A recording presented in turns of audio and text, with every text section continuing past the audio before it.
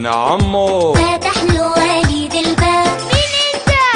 انا حرامي يا عم. ماما ادي عراسك، هذا عمو حرامي.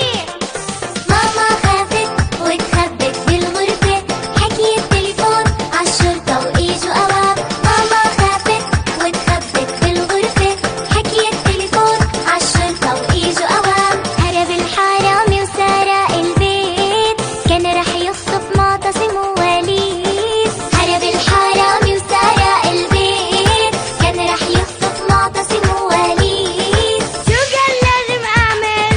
ما كان لازم تفتح الباب يا وليد، كان لازم تستنى الماما يا وليد. عصومي خايف والماما وبابا زعلانين جديد، ما كان لازم تفتح الباب يا وليد.